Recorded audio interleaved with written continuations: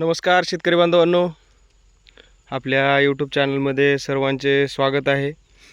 तर शेतकरी बांधवांनो, शेवटच्या टप्प्यामध्ये हळदीच्या पिकाचे यावर्षी खूप मोठ्या प्रमाणावर नुकसान झालेलं आहे। तर त्याचं एकमेव कारण म्हणजे खूप मोठ्या प्रमाणात झालेली पावसाची कंडिशन।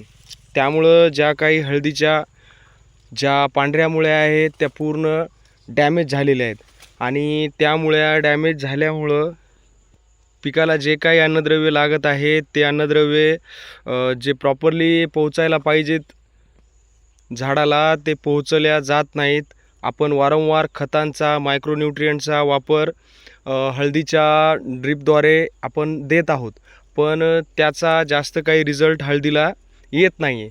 तर त्याचं एकमेव कारण म्हणजे ज्या हळदीच्या रूट आहेत त्या रूट काळ्या पडलेल्या आहेत आणि डॅमेज झालेल्या आहेत। तर हळदीच्या रूट ज्या डॅमेज झालेल्या आहेत त्याला रिकवर करण्यासाठी ह्युमिक ॲसिडचा वापर करावा। त्याबरोबरच दुसरे काही जे रायझोम्स मिळतात त्या रायझोम्सचा पण वापर करून हळदीचे जे काही रूट्स डॅमेज झालेले आहेत ते रूट्स रिकवर करावेत।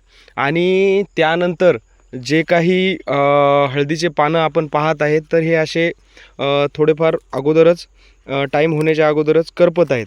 तर याचं मुख्य कारण म्हणजे काय आहे की हे पानं करपण्याचं जे हळदीचे पान आहेत त्याच्यामध्ये हळद अन्नद्रव्ये यामध्ये साठवून ठेवत असते आणि फोटोसिंथेसिस प्रोसेसमध्ये सूर्यप्रकाशाच्या मदतीनं अन्नद्रव्ये यूज करत असते। तर हे पानं करपण्याचं एकमेव कारण की मुळ्या डॅमेज झाल्यामुळं हळदीचं जे पीक आहे ते पानामध्ये जे अन्नद्रव्य साठवून ठेवलेले आहेत ते शोषून घेत आहे आणि बॉटमकडे यूज करत आहे हळद। त्यामुळं हे हळदीचे पानं असे तुम्हाला करपलेले दिसत आहेत। तर शेतकरी बांधवांनो, या गोष्टीचा थोडाफार लक्ष राहू द्यावं आणि ज्या कोणत्याही शेतकरी बांधवांची हळद आता सध्याच्या कंडिशनला हिरवी आहे तर त्या शेतकरी बांधवांनी एक स्प्रे करणं खूप गरजेचं आहे, ज्यामध्ये मायक्रोन्यूट्रिएंट असावे, एखादा खत असावा ज्यामध्ये खताची मात्रा असते 8-8-8 आहे, लिक्विड फर्टिलायझर्स असतात, त्यानंतर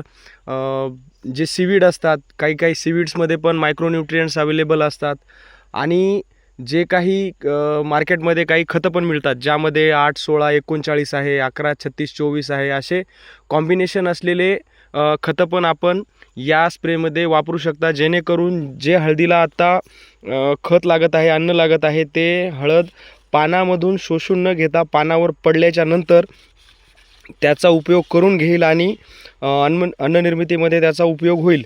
जेणेकरून रूट आपण अगोदर ह्युमिक वगैरे सोडल्यामुळं ह्युमिक वगैरेचा उपयोग करून रूट्स डेव्हलप होतील, व्हाईट रूट्स डेव्हलप होतील आणि नंतर खाली जे खतं टाकलेले आहेत ते हळद इंटेक करण्यासाठी मदत होईल। तर शेतकरी बांधवांनो, ज्या कोणत्याही शेतकरी राजाची हळद आपली अशी थोडीफार हिरवी आहे आणि पानं असे थोडे करपत आहेत तर 100% तुम्ही स्प्रेचा वापर करावा आणि हळद पिकाला वाचवावं, कारण हळदीच्या बाजारभाव चांगले आहेत आणि एखादा स्प्रे जर तुम्ही मायक्रोन्यूट्रिएंट्सचा आणि फर्टिलायझरचा केला तर एकरी 400-500 रुपयामध्ये तो स्प्रे होऊन जाईल आणि जे काही हळदीचं पीक आहे ते तुमचं सुधारेल आणि उत्पन्नामध्ये त्याची वाढ होईल।